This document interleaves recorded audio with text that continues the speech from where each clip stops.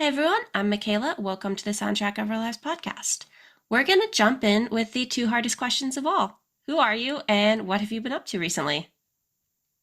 I'm Chad with Bridge the Gap, and I have been up to recently playing shows and trying to book more shows.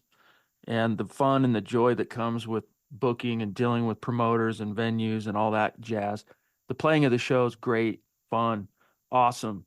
The booking of the shows can be a bit tedious. Otherwise, doing great. hmm So, have you had a show recently that's been super memorable or anything like that? We just had our record release show in Salt Lake City last week. That was dope. That was fun. Um, we're not a band that can tour a lot because of our respective lives. We're kind of like a seasonal touring band. We can't go like all year round. And so with our album coming out in about a month ago now in April, we most of the stuff we have set up starts in June and through the summer. But we did have one record release show in Salt Lake, and that was fun. For somebody who hasn't seen you live, what should they expect? Four 40-something-year-old dudes just doing the best they can. No, I'm just kidding. Uh, I mean, it's not too far from that, but our show's pretty powerful. I mean, look, when you're 45, you got to look like you're 45. You can't get up there trying to look like you're, 19 again and jumping all over the place. It's just not congruent, right? It does. hmm People watching are going, there's something, am I in the uncanny valley here? What's going on? But we still have fun. We rock out and move around and do our thing, but tight. It's a tight representation of what people hear on the records.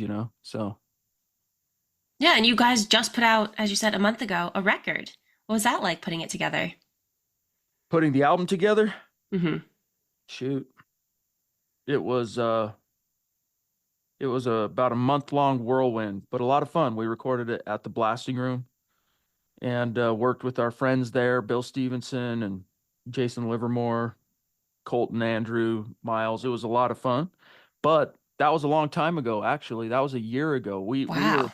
We had that album in the can by about middle of April 2024, and then it took us about 6 months to get our label ducks in a row. hmm And by the time we did, instead of doing that before we went to the studio, we did it after we came out of the studio.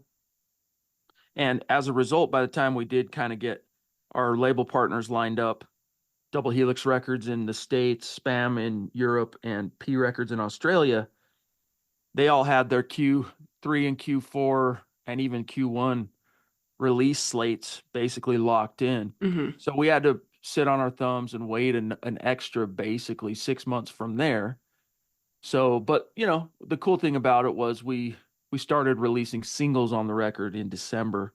So that at least kind of satisfied us a little bit. Like, okay, our fans are hearing the new stuff. All right, a little bit, song by song, about a month apart. We released four singles.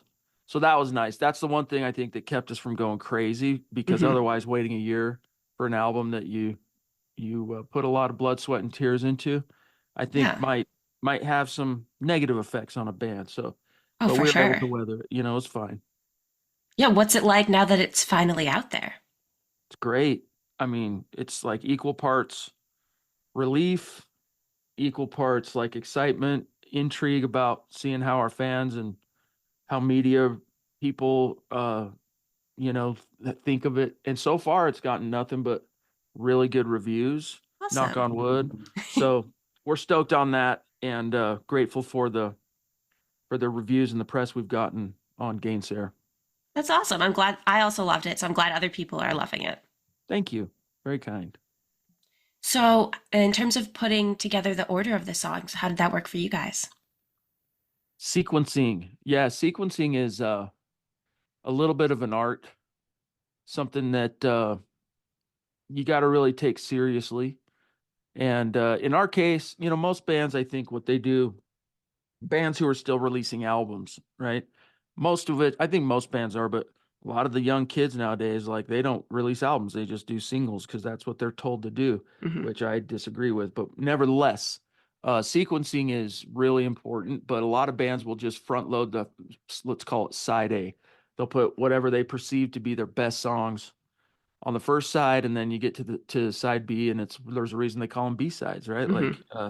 But in our case, we wanted to keep it fun and active throughout, and keep our listeners engaged. So that was more of the priority going into this one. And sequencing, I don't know how much I could tell you about it in terms of the rationale. It's more of a gut feeling of, okay, which of these 14 songs is the opener? And in truth, we always knew what the opener was going to be on this one. Hmm. And then from there, it was more like, you got to kind of put yourself in the mindset of taking a listener through the journey of an album. And our album's really dense. Like, yeah, it's a punk rock record, and no song exceeds 3.5 minutes. And you got 2 minute songs, a few 2 minute songs, and it's fast and all that stuff. But it's a really dense record, and there's a lot going on from a songwriting and a production perspective. So you don't want to overload people, but that was the main goal, was just basically keeping each, the first time someone listens through, keeping each song kind of fresh. So it feels like,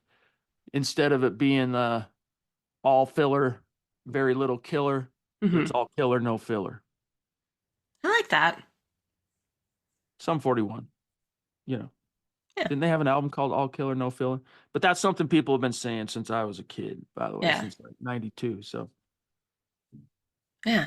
So you guys have been a band for a long while. What would you say is kind of the secret to the success of staying together as a band for so long? well, you know what? I wouldn't say that I know that secret, because our band, we all grew up in the same kind of small college town in southern Utah in the 90s, and met and played, started a band, pardon me, in probably like 97 is when our former band called Unfold started, and we, made a go of it and toured and put out a couple of releases and played on the Warp Tour a couple of times. And in about 2005, we just kind of said, we're done. And we walked away and quit the band.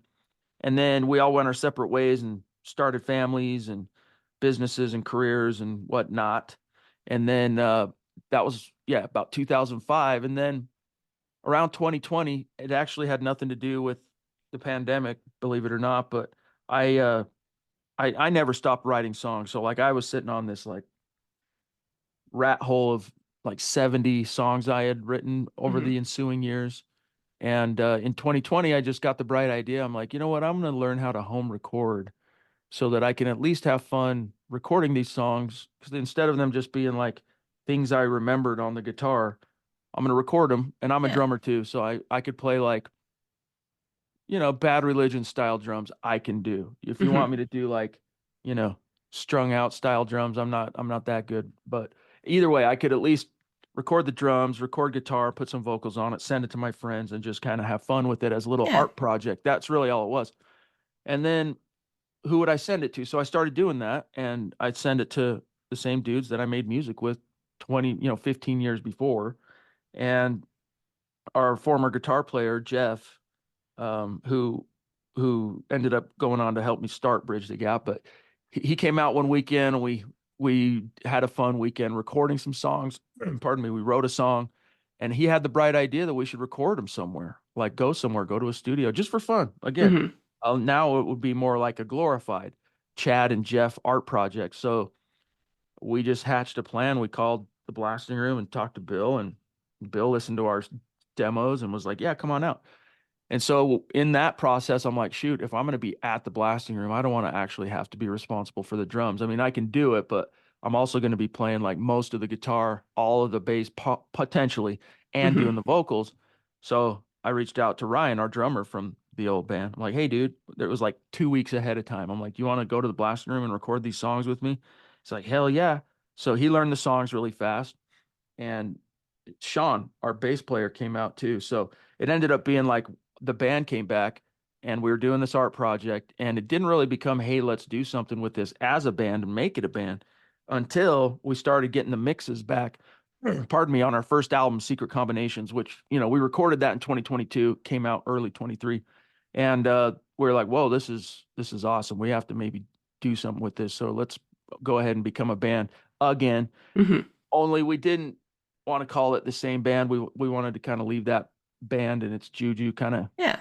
in its place in the dustbin of history. And so we became Bridge the Gap, and the rest is history. So we've only really been going as a band now for about 3 years, really Hmm. active. We made 2 albums over that time, and so I don't, to answer your question, I don't have a secret to success in being a band in terms of longevity. I really Hmm. don't.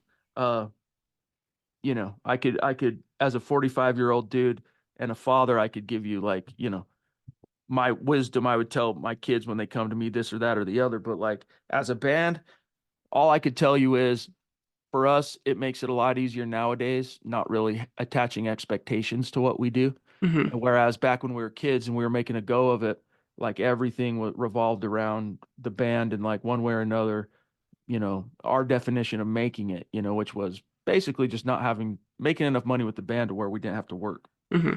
and we could be out touring and making music and all that. Now it's just like, hey, is it fun? Are we enjoying it? So Yeah. we approach it with a professional, um, commitment and zeal. Don't get me wrong. It's just that it's not our primary thing anymore. Hmm. So that kind of helps make it a little easier to navigate. Yeah.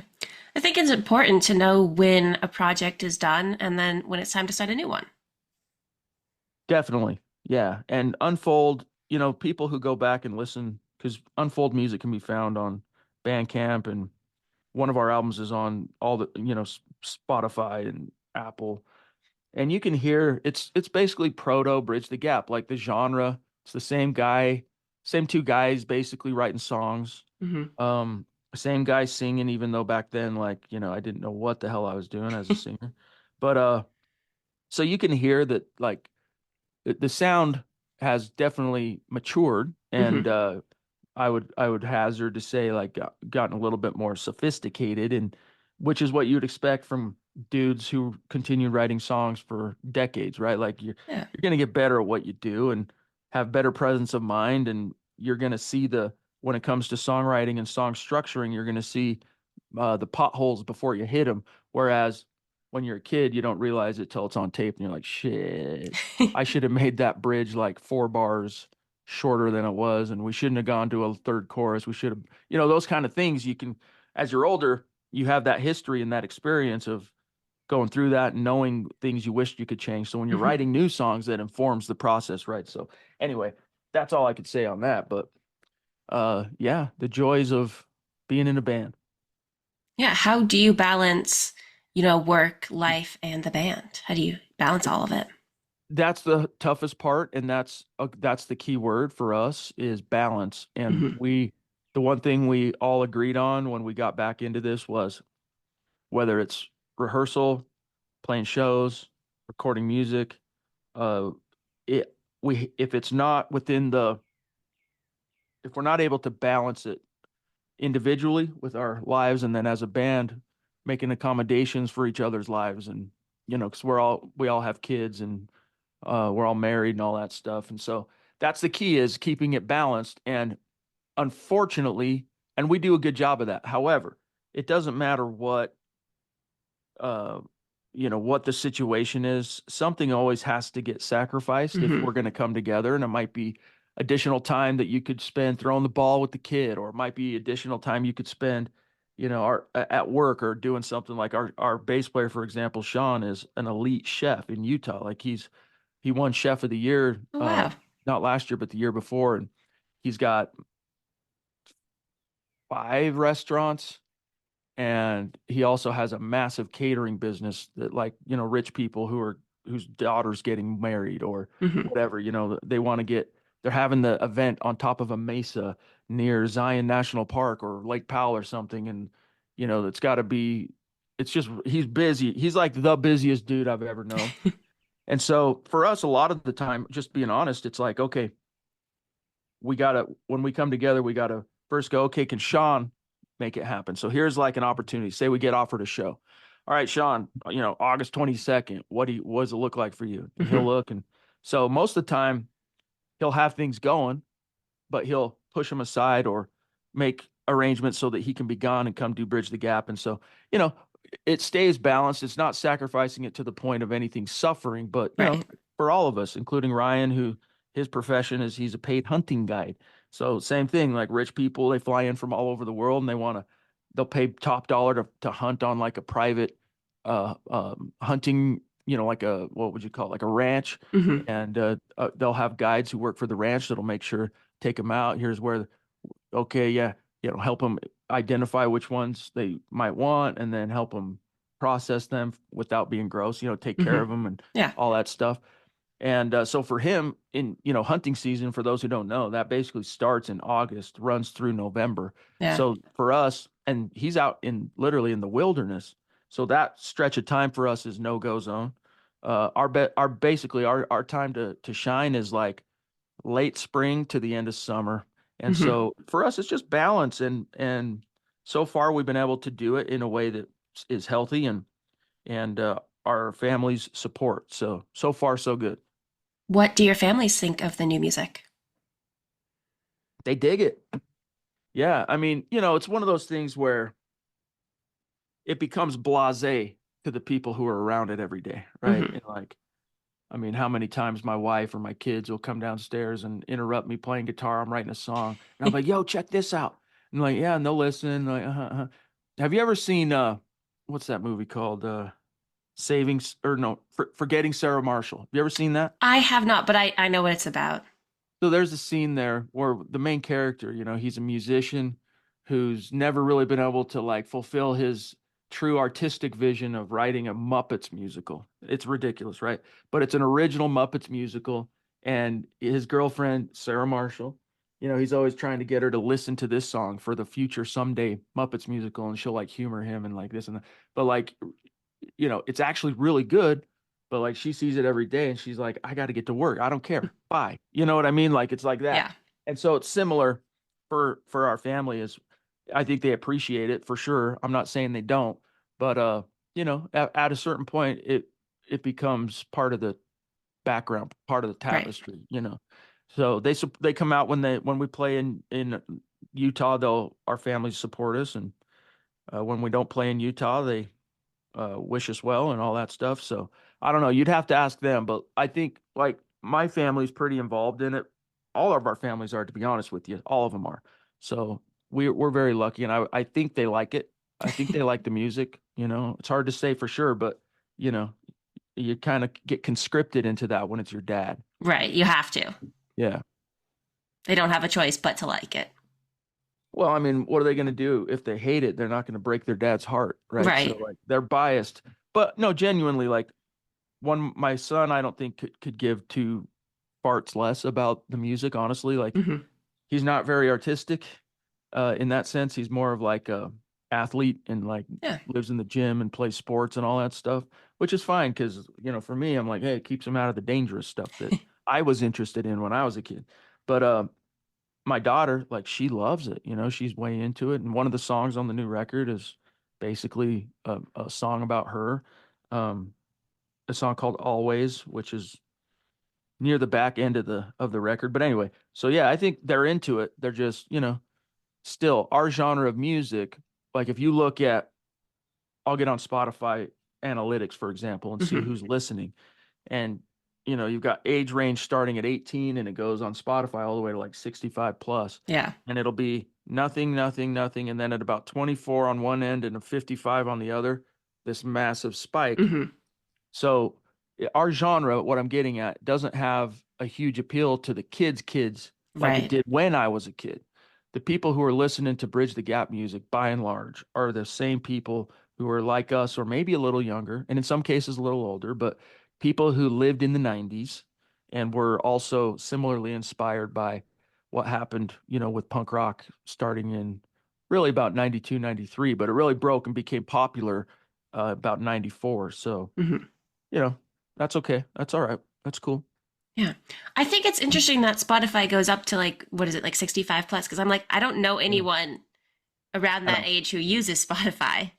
I know it's true, but there must be some because they listed in the analytical data. Yeah. But for our genre, it basically stops at 54, 55. I have like 0.5% in that 65 plus because my grandma downloaded Spotify just to listen to it. So I'm like, Nice. I know that is just my grandma, nobody That's else. awesome. Yeah, exactly. That's cool though.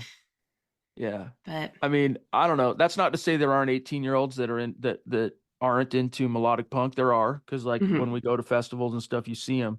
But the bulk of the people keeping this thing alive are the people who were around either in the 90s or the early 2000s, to be Yeah. frank. And then, it's like my kids, in Utah, we go big with families. So I have a lot of kids, all right. I started really young. So like my oldest, for example, is going to be 23 years old. And so anyway, what they're into is like, what would you call it? Like emo rap? Like Hmm. what inspires them as an underground kind of movement musical thing is like that emo rap thing. Well, I'm trying to think of some of the names like Lil Peep. Everything's Lil this, Lil that, like Yep. whatever. That kind of stuff. I can't even remember half the names, but as like a huge fan of music myself, as soon as I found out that they were like really into something that like moved them, I'm like, okay, I'm gonna check this out and see what it's about. And I listened, and I didn't find it as appealing as they do. Like I don't really care for it myself, but I can understand why it it moves them, you know. Hmm. So it's not my thing, but and I think kind of that's how they view maybe my music, right? Is Right. they listen and go, okay, yeah, like we're in the car, if dad's driving, dad's got controlling the stereo, and they'll like listen to it, and in some cases, like they love Bad Religion like I do, and this and that, so they'll sing along here and there, but by and large, as soon as they get out of the car, that's where it ends. You know what I Hmm. mean? Because they've been hearing it their Yeah. whole lives. Hmm. I think that's the great thing about music, though. There's something for everybody. Oh yeah, especially nowadays, man. Like music, it's never been easier for an artist or a band to get their music out there. And so on one hand, you have this like overload of like this saturation of music, to be Hmm. frank, most of which is not that good. Yeah. Because the one thing about having gatekeepers back in the day, like record labels and radio stations and MTV and this and that, is usually it had to pass at least a modest sniff test in terms of quality. Hmm. Nowadays, anyone can post an album on Spotify, right? Yeah. You get a DistroKid account and off you go. But at the same time, that's seen like proliferation of all kinds of different little genres and different things popping up. I can't keep it straight, like I'm still pretty much a punk rock, melodic punk uh snob, and it's mostly just because like I think most people, and everyone who's of say a certain age, I'll say anyone who's over 30 will start like nodding their head when they hear me say this, but you're going to find there are exceptions to this, and I know many. I have friends who are exceptions to this, but for the most part, you're going to end up when you're 45 and 40 listening to the same stuff that first made you a music fan when you were a kid. Whatever that Hmm. genre is, when you're older, that's probably still what you're going to be into. And I've tried to like broaden my horizons, and I've had moderate success. Like I married, for example, a country girl. I didn't marry a girl from the punk rock scene, even though I was like heavily in it at the time. And so she's, over the many years has exposed me to like back what I would consider when I was a kid, like ridiculous country music. Like I wouldn't even like I would laugh at it. But over time, like one time she convinced me to go to a Garth Brooks concert because I guess he had been on I don't know, some kind of touring hiatus for like a decade or something, and no one ever thought he would tour again. And then he went out on tour, and she's like, I never got to see him. Can we go? And we go. And I was not into the music, but Hmm. that son of a bitch played for like 3.5 hours. So I had to give him his props. I was like, damn, dude, he's like 60 and he played for 3.5 hours, like hard, Yeah. like running around the stage. And like, I'm like, okay, give him his props. So I can appreciate it and understand it, even if it doesn't quite reach you know, my soul, so to speak. Yeah. And like you said, there's so much music out there, you can find something that does reach your soul. Oh yeah. Oh yeah. It's and nowadays sometimes you do have to search far and wide to find it. Um because that's what's cool about being an artist in a band. Like I was saying, is the many of the obstacles and the roadblocks and the gatekeepers are gone. Hmm. Um, and so that makes it a lot easier to get started. But as a listener or a consumer of music, it's still kind of hard to know where to start because for example, every day I'll log on to Spotify and Spotify will suggest something to me. Like they'll be Hmm. like sections of stuff that they know I'm into already, like algorithmically, that they're like, Yeah, okay, yeah. check this, check it. And then there's always that section or a pop-up of something that someone paid for that Spotify figured is somewhere near my wheelhouse, then they'll so every once in a while I'll click on one of those and go, what is it? And I'll check it out. And more often than not, it's utter horseshit. It's low production quality. And because that's the biggest thing for me is like I'll listen to old Misfits. I love old Misfits and 80s hardcore and punk rock. And beyond that, though, nowadays with what's available to people, if you can't make it at least sound good, I'm out, dude. Like Hmm. I don't have time. There's too much stuff out there. So like Yeah. that'll be the first thing. But yeah, it's hard. So as a band, that's also encouraging. Is like, okay, there are less there are less roadblocks in the way for us getting our music out there. The Hmm. question is, how do we, in this sea of not only millions of artists and bands, but many millions and tens of millions and billions of listeners, how do we set ourselves apart? And that's the trick, Yeah. that's It's the hard hard. part. Yeah, Yeah, 'cause it's almost overwhelming how much music exists. totally. I mean, even when I was a kid, I lucked out and I managed to get a job while I was doing my band at the only record store in town. I grew Hmm. up in a town, me and the guys, a town that was about 150,000 people when we were kids, and it was equal parts sleepy Mormon village slash college town.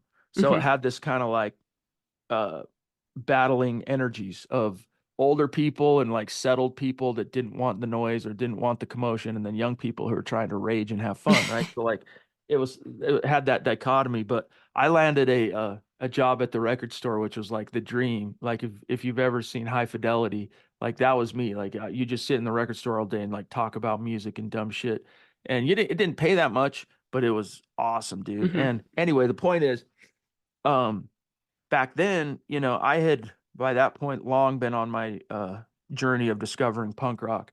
But like we would get in used, people would come in and trade in their CDs and we'd give them like, a percentage of whatever the value is, and then we'd mark it up and resell it, right? Used Hmm. CDs back then was a huge part of our business. And so once a week, I'd go through and I'd thumb through the new used stuff that had come through. And because I wasn't the one always checking it in, like I didn't know what was always coming in. So I'd Right. go thumb through once it had been put away in its place.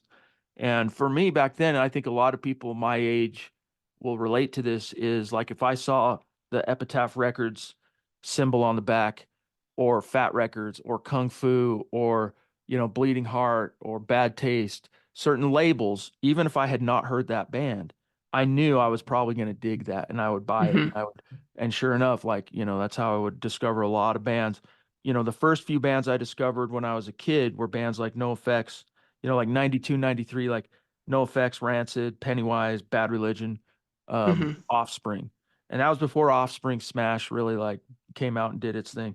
And then, but by then though, I was like, I was way into all those bands, but like by the mid to late 90s, and I was working at that record store. Now I'm trying to find all the other bands that are like adjacent to these bands that I'm into. And so that's how I discovered it.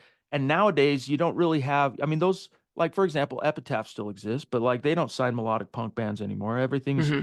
like some form of rock or emo or post-punk or whatever. And that's cool. Like they decided to kind of evolve with the times, Yeah. instead of staying with punk rock. Whereas like Fat, for example, they stayed true to the punk rock thing, but now all the rumors suggest that they're not even, like, Fat sold out, not sold out. That's the wrong way to sold there is selling to a different record Hmm. company. They're not going to be putting out new albums anymore. So there are now smaller labels within punk rock popping up that are similar, and not in terms of gatekeeping, but in terms of, you can trust that if it's on that label, it's probably good. Like Right. uh, Double Helix Records, Spam, P, those three that we're on, I would argue. People of Punk Rock Records, which is who we put our first album out with, um, Thousand Islands Records. So there's a few out there, and I'm missing a few even that are doing a good job of keeping it going. Yeah. Yeah, there's certain records that only sign certain genres, Yeah, which is helpful when exactly. you're trying to find new music. Yes. Our, Double Helix, they're not quite as genre focused in terms of it's not always like punk rock or melodic punk. They kind of dabble around a little, which I like, but they also have a lot of good melodic punk bands like Mercy Music, um, Us, Tess in the Details. They do a lot of different distribution deals with Spam and whatnot. So you'll see like Ataris and different bands like that. It's great, but yeah, it's really cool to see how those newer labels. I don't even want to call them smaller labels because I think it's kind of an insult, but the Yeah. newer labels, they're keeping it going. And, the incentive is different. Back then, record companies could make a lot of money, even independent labels. Hmm. When punk rock broke, guys became millionaires like Brett Gurewitz at Epitaph and Fat Records, all those guys. Now it's not so much like huge financial incentive. It's more like justify the expense Yeah. incentive. Like these labels are doing it because they love it. More so than like, there's any big payday coming down the Hmm. pipe. Yeah. So before I ask the last question, was there anything else that you wanted to mention or talk about today? I don't think so, no. Yeah, we covered a lot of things. Yeah. Awesome. Well, our last question is, what is the soundtrack of your life? Wow. Soundtrack of my life probably starts with a lot of Bad Religion. That's my favorite band. It's the greatest and best band in the world is Bad Religion. But the soundtrack, yeah, it would probably start with it would start with like a little No Effects ribbed back in the day, a little Rancid when I'm a teenager and skateboarding to get to like as a form of transportation. Back then, skateboarding, like you were saying something if you were on a skateboard, like you were Hmm. kind of separating yourself from the crowd and saying like I'm not a conformist, I'm kind of doing my own thing. Now it's a popular thing and even jocks skateboard, it's a Yeah. different time, but uh listening on my Walkman to like No Effects or Rancid. And then one of my big awakenings was discovering Bad Religion and then Pennywise and like my mind just going boom. So that would definitely be there on the soundtrack when I was like 14, 15. And then I don't know, moving on a little bit to like some strung out later and then discovering Pulley and Zero Down and then probably, I do like some like Americana folk music. Hmm. Like John Moreland is a contemporary guy going who I absolutely love, but he came from the punk rock world himself. But like older guys, um, too. Like I got to think of some like Towns Van Zant is probably the number one guy. But really, the soundtrack for me, seriously, you boil it down, it's Bad Religion because all those bands I mentioned, they all spring off the Bad Religion tree one way or Hmm. another. They're all influenced by heavily, including Rancid, by Bad Religion. So it would probably be like one Bad Religion song after another. I'm glad that you had a very definitive answer so quickly. I hope I interpreted your question right. Yeah. I'm not sure. Well, I leave it very open ended because everyone's interpretation is slightly different, and that's always interesting.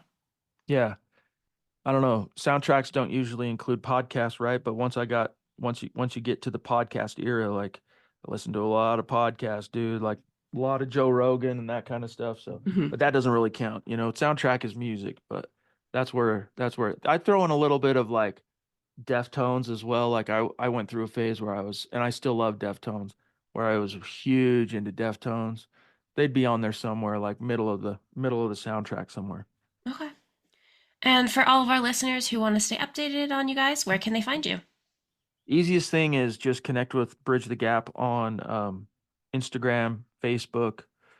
Uh, you can go to our merch store, Bridge the Gap Punk. That's where you can buy like our vinyl and stuff like that. But really, just check us out. Connect with us on social if you want to like actually connect and have conversations and stuff and Hmm. comment on Instagram and Facebook. And then find us on Spotify, find us on Apple or wherever you stream if you like melodic punk. In the vein of like Bad Religion meets maybe what I hear from reviewers. This is not me saying this. Bad Religion, No Use for a Name, Little Strung Out, sometimes Pennywise, all amalgamated into something called Bridge the Gap. Yeah, it's not super original, but it's our take on these things. We were around back then too. But those were Mhm. the guys that influenced us. Your influences are going to come out in the wash when you write songs. So, Yeah. but yeah, connect with us on social. Awesome. Well, thank you so much for taking the time to talk to me today. Thank you. It was a blast. Appreciate you. Have a nice rest of your day. All right, you too.